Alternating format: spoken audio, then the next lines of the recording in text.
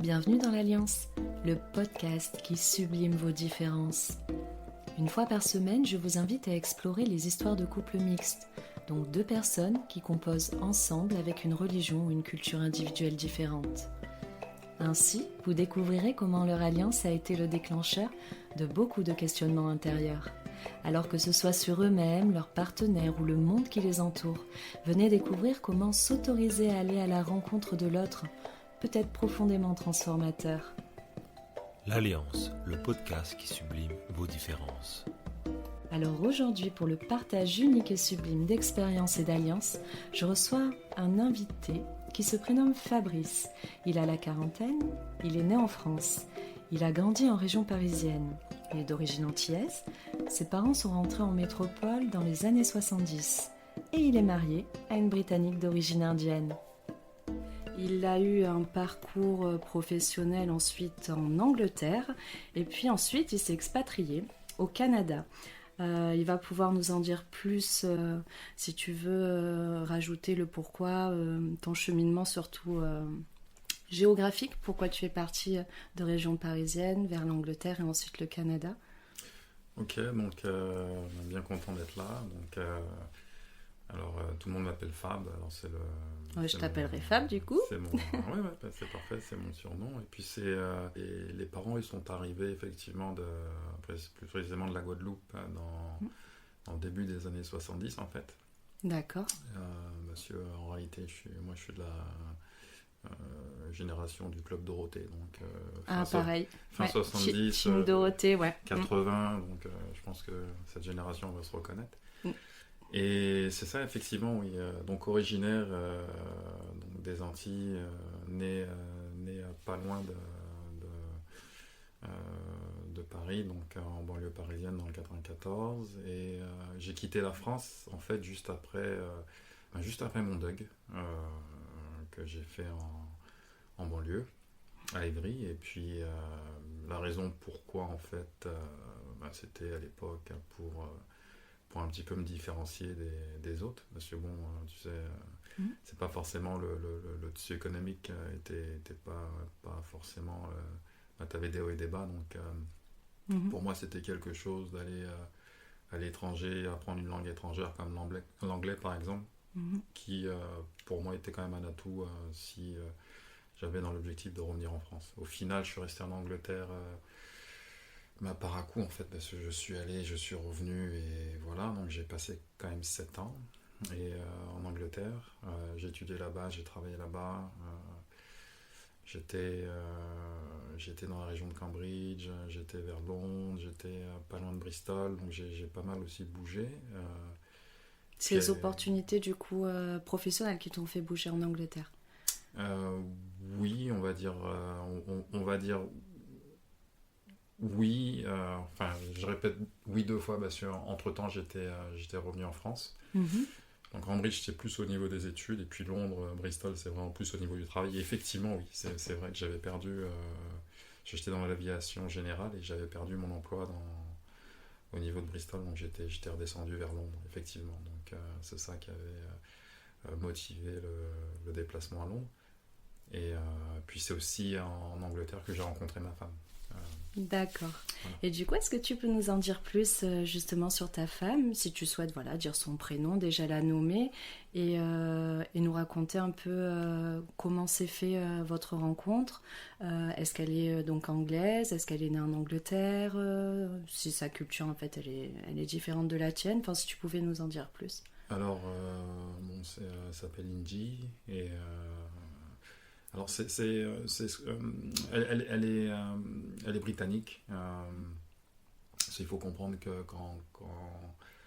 qu'en Angleterre, donc au Royaume-Uni, généralement les gens qui se décrivent en tant que britanniques, ou du moins pour les Anglais, ou en tant qu'English, il y a une différence British and English, il y a une différence que tu fais. Généralement les populations d'origine étrangère vont plus employer le terme British. Hein, après, je pense pas que c'est pour vraiment se différencier, mais c'est juste pour en savoir. Ouais. C'est un terme générique pour tout le monde en fait. Ouais. Mais le terme English lui va vraiment s'employer, on va dire, pour va dire, l'Européen d'origine, donc en Angleterre. Bref, pour Et revenir... du coup, toi là-bas, tu étais plutôt English. Ben, Et pas considéré comme British. je dirais que l'English, c'est vraiment, on va dire, l'anglais local de plusieurs générations. Le British, lui, c'est le terme qui va englober tout le monde. Mais moi, non. Moi, j'étais le Frenchie. Moi, donc, et puis ma femme, pour revenir à elle, elle est et là, je fais la relation, ce qu'on appelle British Asian. C'est donc les Anglais, les Britanniques, donc originaires de l'Inde. C'est comme ça qu'ils se représentent. C'est le terme British Asian, mais pas British Indian. D'accord. C'est un terme que j'avais appris à l'époque. Ah ouais. Je comprenais Moi, je connaissais pourquoi. pas, c'est vrai. C'est pour bien différencier en fait peut-être ou c'est sûr mettre que un cadre. C'est ça, mais c'est un terme. Mais c'est un terme qui est utilisé pour représenter les Indo-Pakistanais en fait au Royaume-Uni. D'accord. Bah justement, en restant sur cette thématique de la sémantique, le thème du podcast, donc c'est les couples mixtes. Toi, est-ce que tu te considères déjà comme un couple mixte? Est-ce que ça te parle du coup, cette notion? Alors oui, sur le début en fait, lorsqu'on s'est connus en fait à Cambridge, donc c'est environ à 2 heures de Londres. Moi je suis arrivé là-bas, j'avais une vingtaine d'années, donc à 20 ans tu te poses pas vraiment ce genre de questions de couple mixte ou pas, mais je pense que c'est plutôt les gens autour de toi qui te font comprendre que tu fais partie d'un couple mixte. Donc c'est comme ça que moi je l'ai... C'était le regard des autres en fait qui t'a fait comprendre que ça collait pas trop à ce qui se passait autour de toi peut-être. Ah oui, ce n'est pas accepté, et surtout à l'époque, et puis même encore aujourd'hui, c'est pas accepté qu'une fille d'origine indienne soit en fait avec un homme de couleur noire. Donc c'est mal vu, ça marche dans les deux sens aussi avec les garçons, mais c'est entre guillemets un petit peu plus accepté quand ça vient des garçons. Après, Ouais. T'as senti que du coup de ce côté-là, si c'était un garçon, il y avait peut-être plus de tolérance à laisser passer. Il était plus en fait ouvert à choisir en fait sa partenaire, peu importe la couleur. Alors ou l'origine. là, je fais une comment dirais-je une généralité, mais enfin c'est un petit peu plus accepté, ou je dirais plus acceptable, dans la mesure où les mariages... Alors déjà, il faut comprendre que les mariages, déjà, si on parle de l'Inde en tant ou les Indiens qui vivent en Angleterre, tout se fait en fait, c'est intercommunautaire vis-à-vis de la culture indienne. Et puis quand on parle des Indiens, on parle des hindous, on parle des sikhs. Elle est sikh. Oui, justement, j'allais te poser la question peut-être de sa religion, si elle en a une. Tout à fait. Ouais, donc, qui était donc différente peut-être de la tienne, ou toi, tu n'as pas forcément de religion très marquée. Je sais pas, est-ce que tu te situes par rapport à ça? Est-ce que tu veux en parler ou pas forcément? Oui, alors bon, moi les Antillais, c'est vrai que c'est très chrétien, donc vous avez toute une très catholique à la base, très catholique. Pas forcément, vous n'avez pas forcément de protestants dans les Antilles. C'est vraiment très catholique à la base. Évangélique aussi. Vous avez aussi des communautés témoins de Jéhovah. Vous avez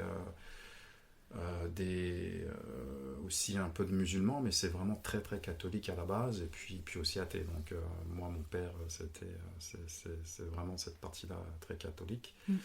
Et puis pour en revenir effectivement par rapport à l'Inde, et puis aux Indiens, je parle des Indiens bien parce sûr, que ma femme c'est bien de mettre le cadre, parce qu'on ne connaît pas forcément en fait les coutumes, les traditions et les religions différentes en fait au sein de la communauté indienne. Donc c'est bien de mettre le cadre.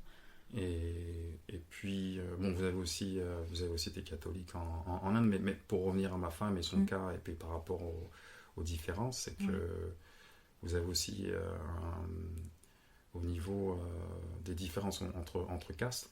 Donc c'est pas forcément déjà évident de se marier avec une caste qui est différente de sa caste d'origine. Chez les Sikhs, il y a différentes castes. Vous avez les fermiers, c'est un peu la caste là, on va dire au-dessus. Vous avez la caste des maçons, c'est sa caste en fait, elle a fait partie de la caste des maçons. Ouais. Et puis déjà, se marier sortir de sa caste pour se marier avec la caste supérieure ou inférieure, c'est déjà très mal vu. Alors imaginez de se marier avec ou de fréquenter on va dire un garçon noir, ou voire même blanc. Enfin, noir, c'était vraiment... non, ça, c'était le point de rupture de nos retours. Ouais, mais, on y reviendra après. Mais en tout cas, oui. Une personne en dehors de sa caste et donc en dehors de ses origines culturelles, déjà, ça, c'était très mal vu pour une fille. Donc indienne. Et même si elle vivait en Angleterre, elle est née en Angleterre, comme tu l'as dit. Alors, il y a une chose à savoir qui est peut-être pas forcément connue en France, où je crois qu'il y a eu des cas, comme ça aussi en France, au niveau de... je sais plus de quelle communauté, parce que j'ai quand même quitté la France il y a quand même un certain moment. Mais moi, lorsque je suis arrivé en Angleterre, c'était dans le début des années 2000, il y avait encore les crimes d'honneur. Ouais. Et lorsque je suis arrivé, il y avait justement ce cas d'un crime d'honneur d'une jeune femme qui s'était une relation avec son petit ami, n'était pas indien, et puis les parents n'avaient pas accepté, et puis bon, ils ont la jeune fille, voilà, ils l'ont tuée en fait. Donc les parents sont, je crois, jusqu'à aujourd'hui, je crois que les parents sont encore en prison. D'accord, ouais, ça m'avait marqué aussi parce que quand j'étais rentrée en 6e, quand on nous apprend l'anglais, ça faisait partie des études de texte qu'on faisait justement le cas soit des mariages forcés ou soit justement quand une fille qui est quand même, comme on le disait, britannique, enfin qui est née sur le sol en Angleterre, qui faisait ce choix-là de différence, en fait, d'aller tomber tout simplement amoureuse de quelqu'un qui n'avait pas la même origine qu'elle, elle se faisait soit carrément exclure de la famille, renier ou carrément tuer. Donc c'était quand même, tu sentais toi dans l'atmosphère que ça pouvait être lourd, que ça pouvait peut-être basculer elle de son côté familial pour elle. Est-ce que tu as senti un peu ce danger pour votre relation et pour elle aussi du coup par ricochet? Oui, parce que moi je me souviens, je me rappelle, j'avais posé une question, j'ai toujours été quelqu'un de très... après c'est la façon dont j'ai été élevé, j'étais toujours quelqu'un d'assez... respecter les gens, etc., les femmes, etc. Donc j'avais posé un jour une question, comment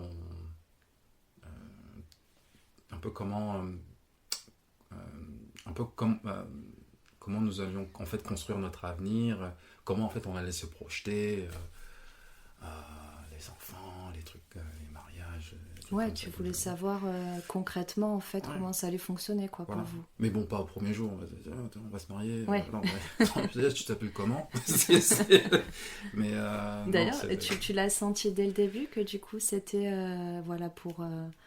pour la vie entre guillemets, mais tu as senti que ça pouvait être sérieux et que tu voulais être avec elle. Ah oui, tout sérieusement. Après oui, franchement c'est comme on dit, c'est le grand amour, c'est un peu kitsch, mais c'est vrai que avec elle, tout de suite on s'est senti bien, et puis au bout de quelques mois, tu commences à te projeter, parce que en même temps il faut comprendre que moi j'étais en Angleterre, j'étais parti j'avais fini mon DUG, donc je faisais ma licence en alternance, enfin pas en alternance, mais ce que j'essaie de dire c'est que j'avais la licence en fait en Angleterre qui validait ma licence en France, parce qu'en fait j'étais parti pour une année, mais au final je suis parti pour plus longtemps, Et c'est pour ça que tu essaies de te projeter aussi à un moment donné. Est-ce que ça vaut le coup de rester? Est-ce qu'il y a quelque chose qui te retient ou pas?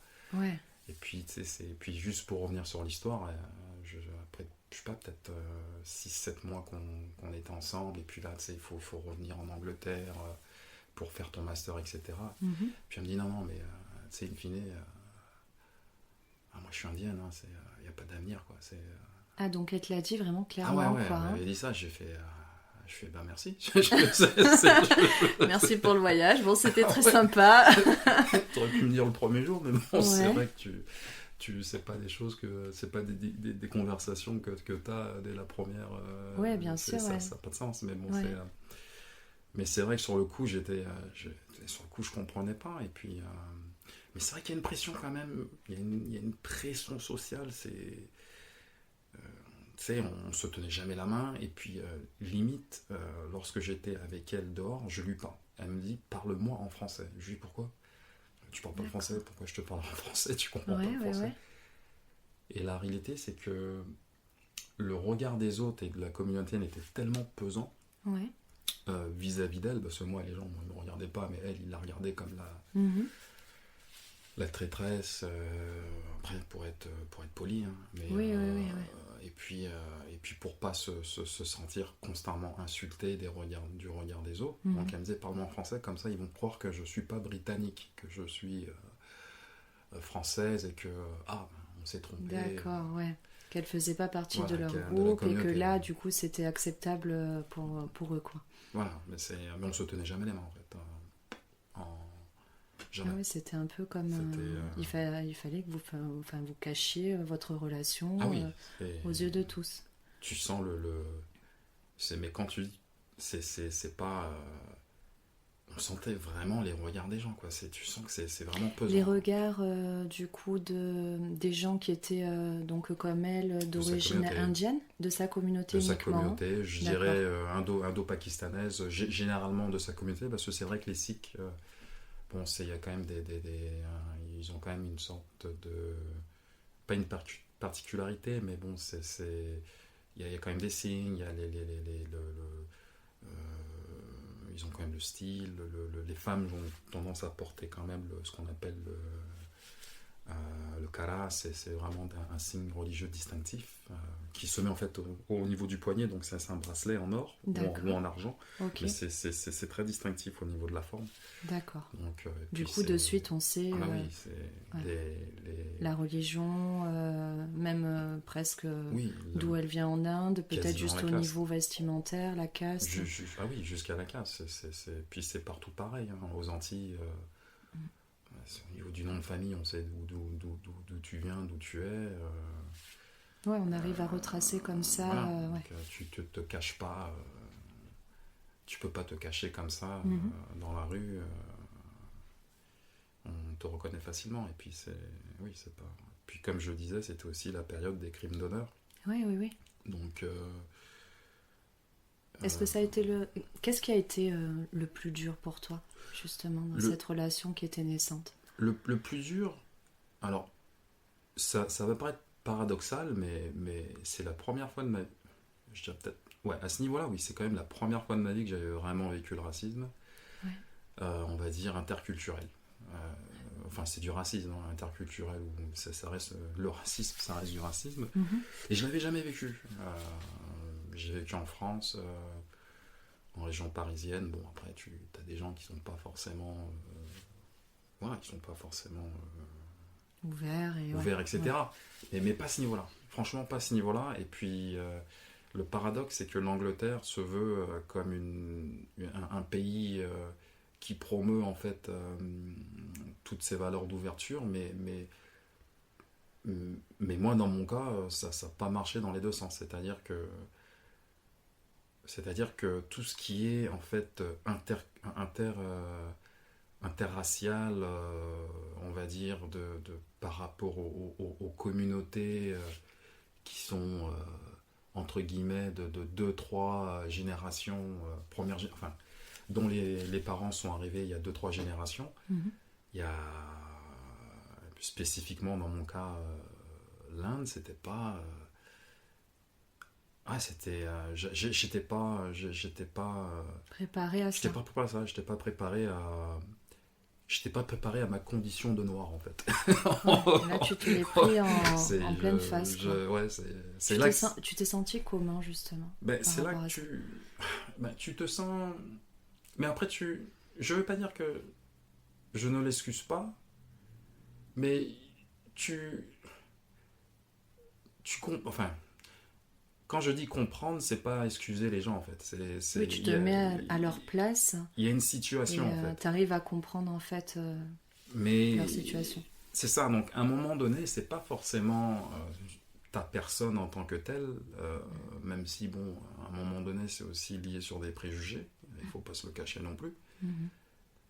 Mais c'est quand même des communautés qui sont arrivées, qui ont aussi quand même pas mal bavé, hein, lorsqu'ils sont arrivés aussi en Angleterre. Mhm. Donc c'est l'histoire avec l'Empire britannique aussi qui s'est aussi développé dans ces zones-là. Et mais au niveau des Britanniques, enfin on va dire des Anglais, on va dire autochtones, non, j'avais pas ce problème-là. Mais par rapport aux Indiens, du fait est que j'étais avec une Indienne, donc pour répondre à la question, oui, je me suis, enfin, tu te sens un peu rabaissé, humilié, mais quand je dis que je le comprends, c'est plus une histoire de, c'est très communautaire, c'est très nucléique, c'est très, Tu as compris que c'est ce que toi tu représentais, enfin ce que tu représentais pas surtout, que tu collais pas avec ce qu'ils attendaient pour leur fille. J'étais pas comme on dit, pour ceux qui ont fait de la science, j'étais pas le bon atome pour former la bonne molécule. Mhm. Donc à partir de là, non, voilà, c'était. Et donc en te sentant rabaissé justement et humilié comme ça, qu'est-ce qui t'a permis de faire face à cette situation tout en essayant de croire à cette histoire?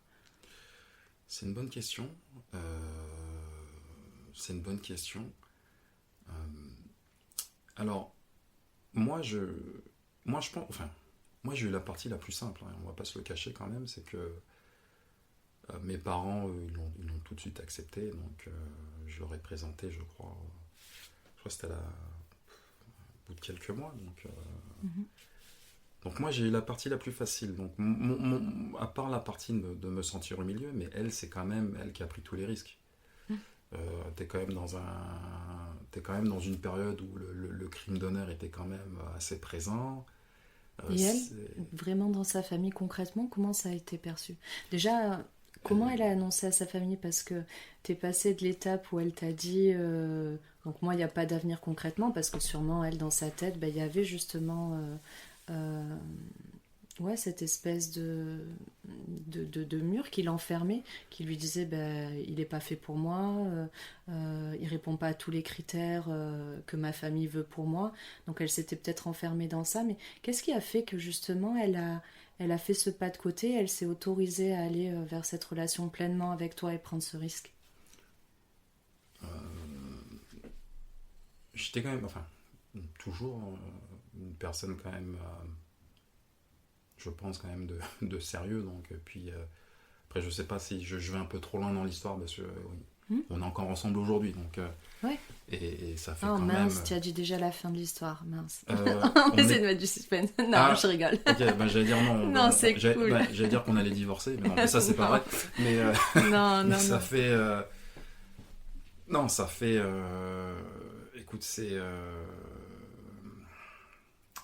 Comment dirais-je Là, je suis en train de me perdre en fait dans mes propos.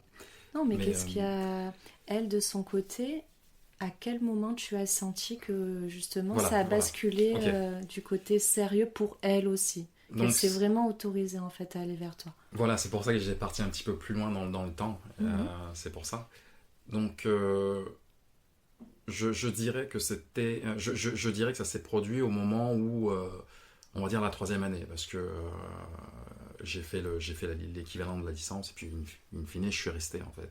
D'accord. Je suis resté, et puis donc j'ai fait le master, j'ai fait la dissertation, etc. etc.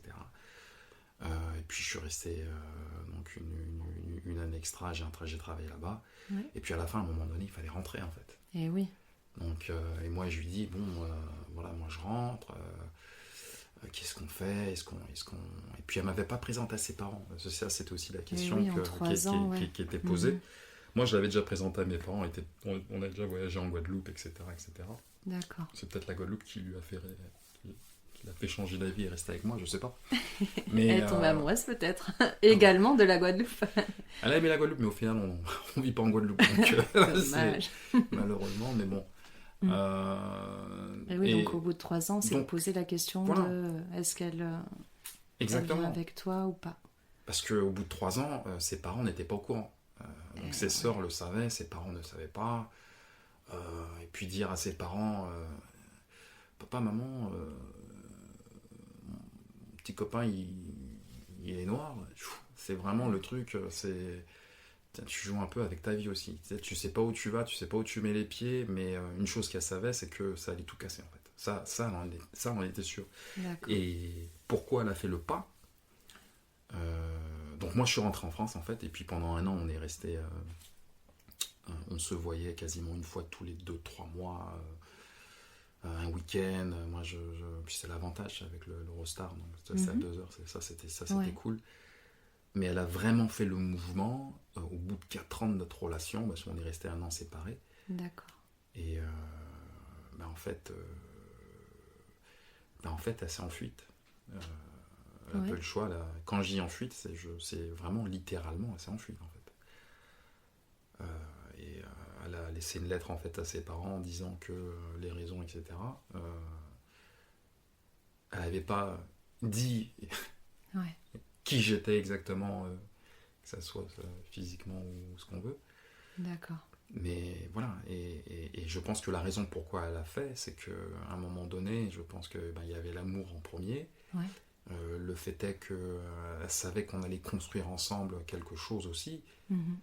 Donc elle a fait aussi on va dire entre guillemets un pari sur l'avenir. Elle croyait en vous, quoi. Elle croyait dans le couple, elle croyait en ce qu'on pouvait faire. Après, c'est sûr que nul n'est parfait. Et moi, je voulais absolument qu'elle vienne. J'ai essayé aussi de revenir, mais c'était pas sain en fait d'avoir une relation. Et je pense que l'Angleterre à l'époque n'était pas prête. Autant la France.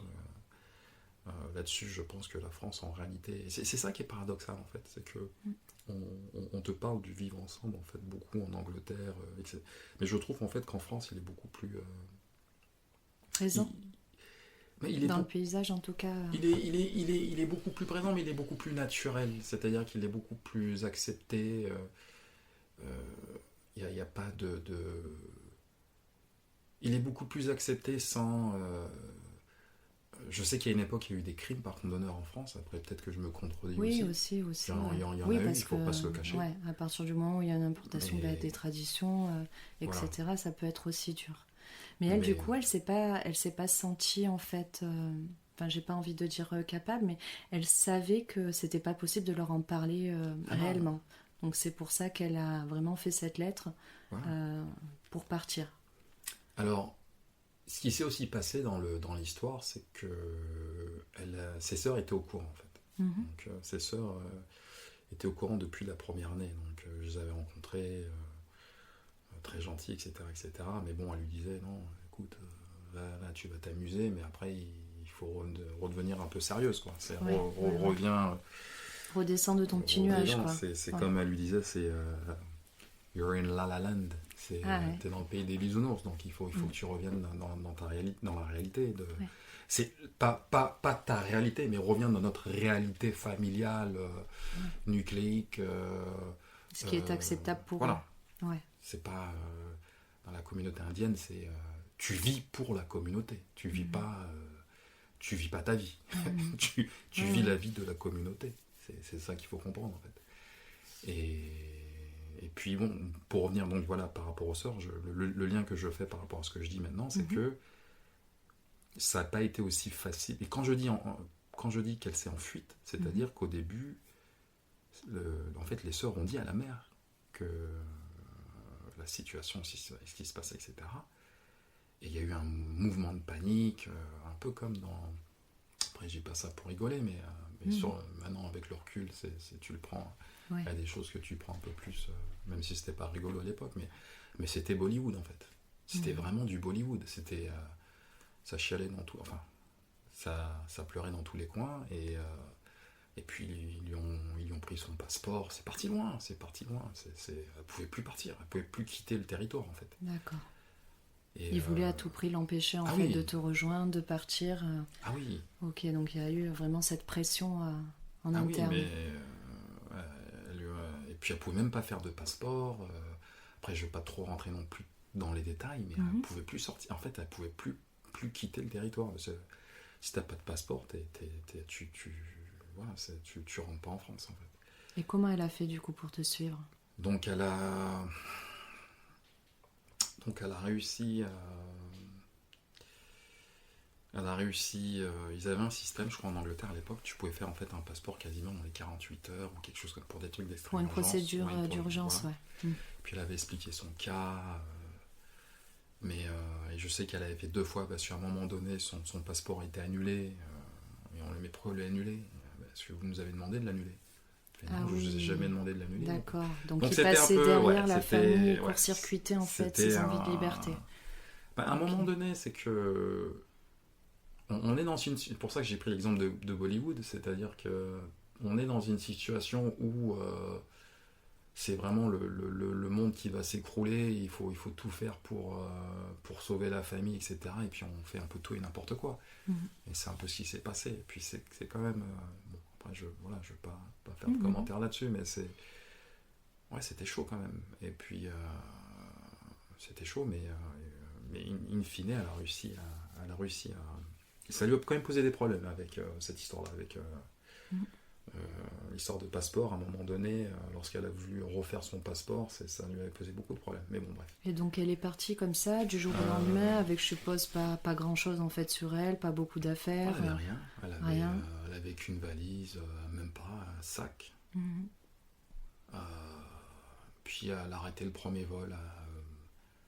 Elle n'avait pas la force de monter dans le premier vol. Ouais. Le deuxième vol non plus, donc en fait je l'avais récupéré, au lieu de le récupérer par exemple le lundi, je l'avais récupéré le mardi ou le mercredi. D'accord. Parce qu'elle n'arrivait pas À elle avait sauter quitté le sa pas. famille, Ouais. mais elle était encore en fait en Angleterre. D'accord. Et puis ça a été le début de la fin. Elle a été reniée en fait, voilà. Ouais. Et du jour au lendemain, du coup, elle avait plus du tout de contact, j'imagine, avec sa famille, Exactement. même ses sœurs. Donc tu l'as accueillie comme ça, un peu, au final, morcelée peut-être. Oui, et puis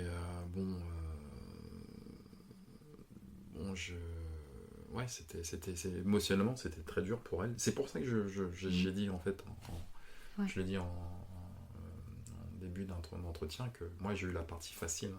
Généralement dans ces histoires-là, c'est les mecs ont, dans un sens, dans les deux sens, les mecs ont toujours la partie la plus facile. Et quand je dis que les mecs ont la partie la plus facile, c'est bon, moi déjà à mon niveau, parce que c'est au niveau des Antillais, Toi, ils se sont pas posé de questions, voilà quoi. C'est le bonheur, c'est le bonheur des enfants, en fait, le bonheur de la famille. Ouais.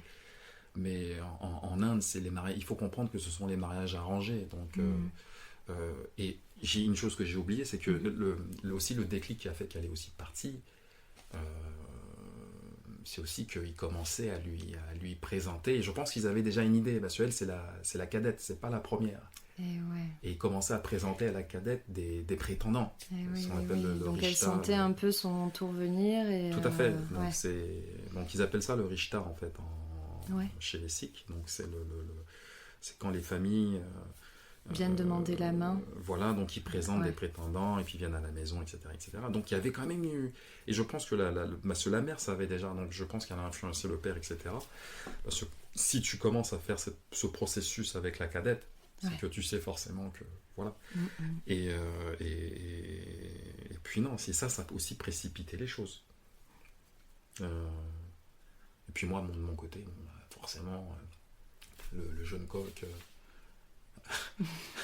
pas content, c'est pas acceptable. Ouais. Après, bon, sur le coup, après j'avais pas la même maturité, mais et puis sur le coup, coup, je fais non, il faut vraiment que là, c'est le signal pour que tu fasses pour que tu aies. Justement, après, donc sur place, ça a pris combien de temps? Et je sais pas hein, si à un moment donné ils ont fini par accepter voilà, votre relation. Au bout de combien de temps tu dirais qu'ils vous ont plus ou moins reconnu comme étant un couple? Alors, elle a quitté, c'était chez 2003-2004.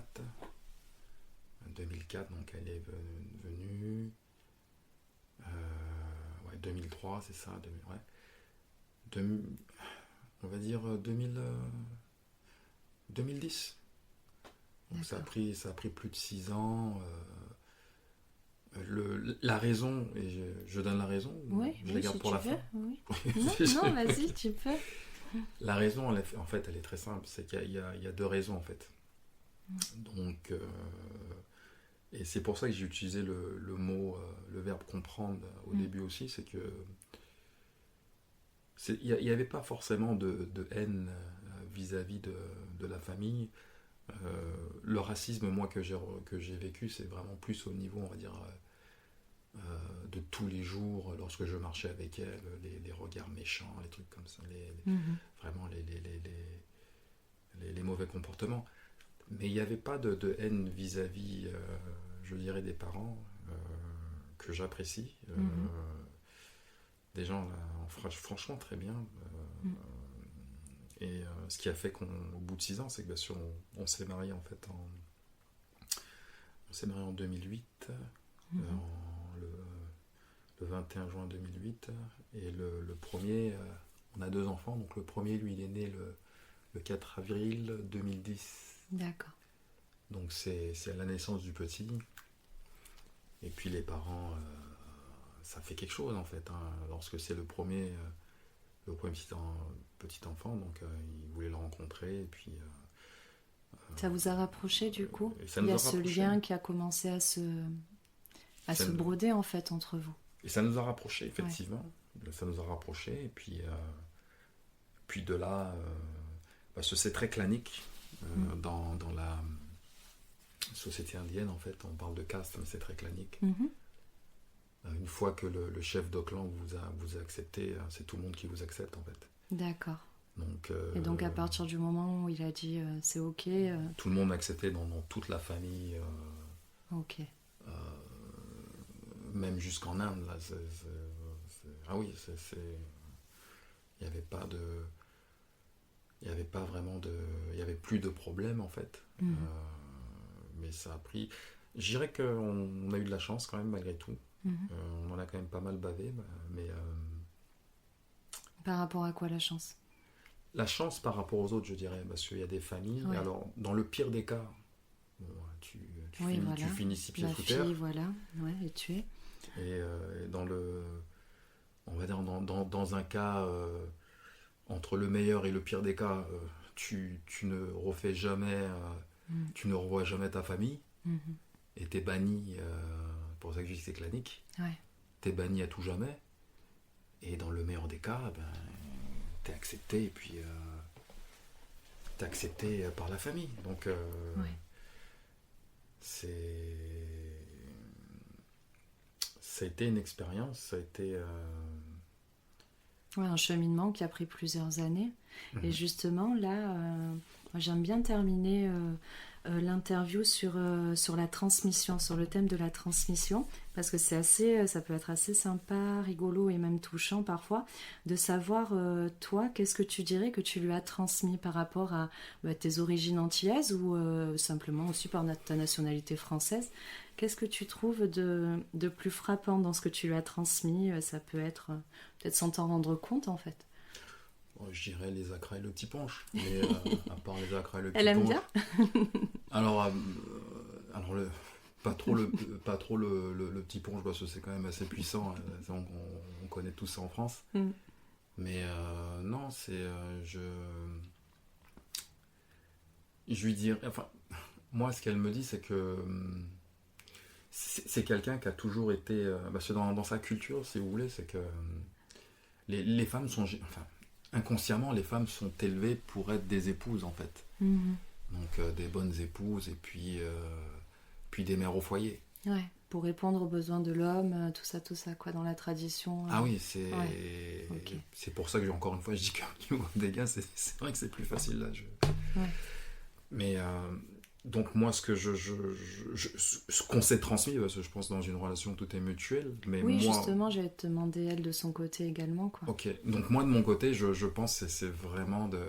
Moi, je l'ai toujours poussé à faire ce qu'elle voulait, donc elle a toujours eu son indépendance à faire ce qu'elle voulait, hein, que ce soit professionnellement ou autre. Mm. Et je l'ai toujours poussé à aller loin. Donc là, elle a quand même un bon niveau, elle a quand même un niveau directrice. Mhm. Et, Niveau professionnel. au niveau professionnel. Donc j'ai jamais... non, tu restes à la maison, t'occupes des enfants, etc. Moi, je suis pas... J'ai pas été élevé comme ça. Mm.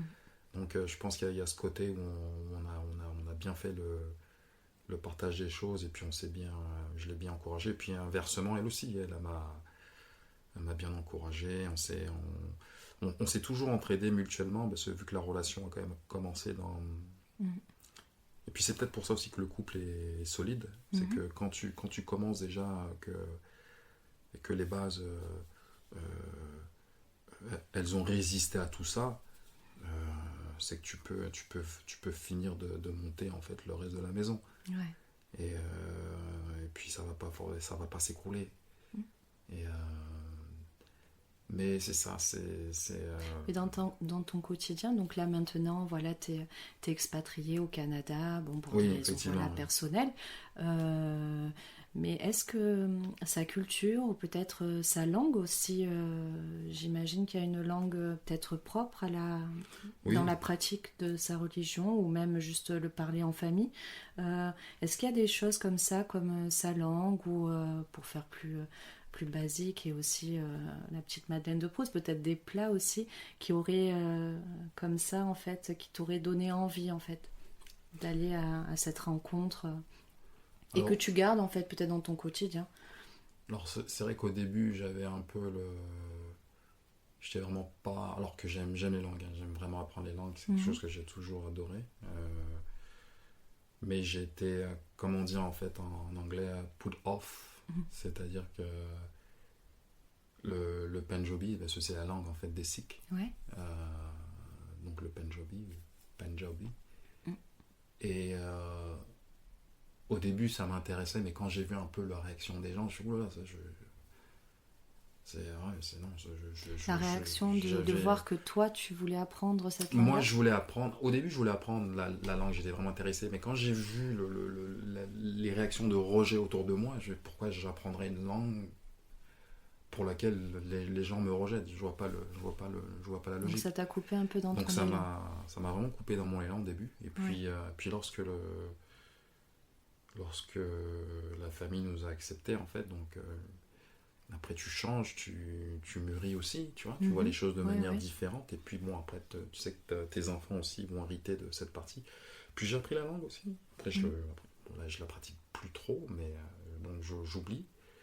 Mais Du coup, à son contact, et puis après, quand ça a commencé un peu à se pacifier, ça t'a donné envie, en fait, d'aller vraiment à la rencontre de cette langue. Et de la culture, Ouais.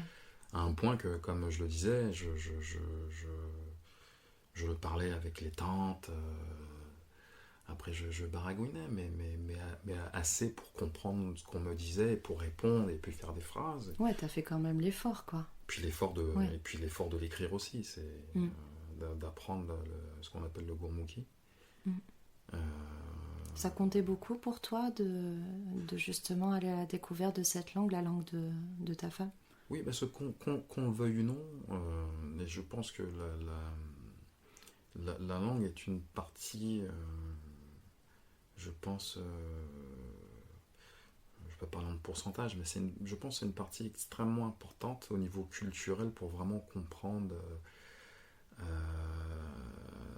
d'où viennent les gens, le comment du pourquoi. Moi, apprendre sa langue, ça m'a permis de découvrir beaucoup de choses. Et puis, il faut comprendre que la langue, à la base, il y a tout un aspect très religieux, parce que les Sikhs, c'est quand même une religion qui a été fondée au 15e, 16e siècle par père fondateur. Après, je ne veux pas faire de théologie, là, j'ai pas le niveau.